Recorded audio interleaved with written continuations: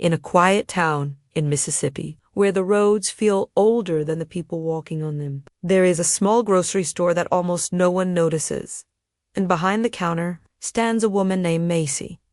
She is 73 years old. Every morning, she opens the store. Every afternoon, she arranges the shelves. Every evening, she counts the cash. Nothing about her life looks remarkable, but if you listen closely, you'll hear something, a soft hum, a melody that drifts between the aisles, blending with the sound of footsteps and rustling paper bags. People in town hear it every day. They've heard it for 40 years, so long that no one hears it anymore. To them, it's just background noise. But what they don't know is this. Macy wasn't always just a cashier. Once, long ago, she stood under dim lights in a Chicago jazz club. Once, people came to hear her sing. Her voice could fill a room warm, raw, alive. She was close. So close to signing a record deal. So close to becoming someone the world would remember.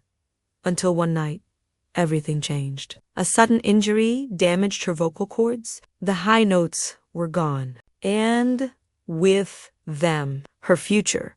She packed her things, left Chicago, and came back to the same small town she once dreamed of escaping. No farewell concert, no finale applause. Just silence. Or at least. That's what everyone thought, because the truth is the music never left her. It simply became quieter. For 40 years, Macy hummed. Not on a stage, not into a microphone, but behind a counter. Between customers, between ordinary moments. She never called it practice. She never called it persistence. She never called it anything at all.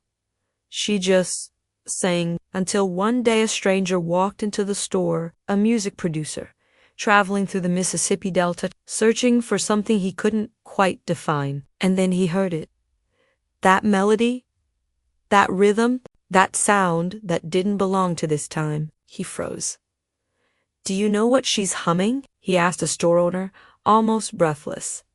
That's a lost blues rhythm from the 1950s. I thought it was gone.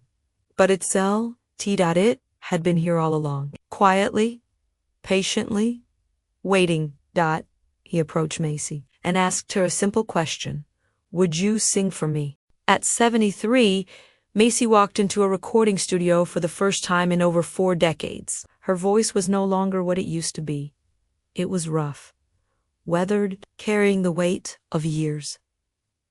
But when she sang, it didn't feel like something was lost. It felt like everything had been found. Her album was released, and something unexpected happened. It spread through small circles at first, then wider. Critics didn't talk about perfection, they talked about truth. They said her voice sounded like history, like the Mississippi River itself.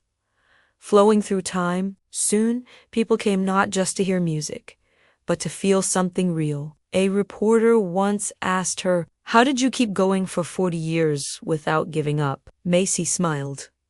A quiet, knowing smile. I didn't think about holding on, she said. The river doesn't flow because the ocean is waiting for it. It flows because flowing is what it is. She paused. I just sang like a river flows. That's all.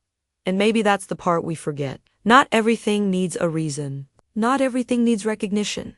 Sometimes, the most powerful thing you can do is simply become what you already are and never stop.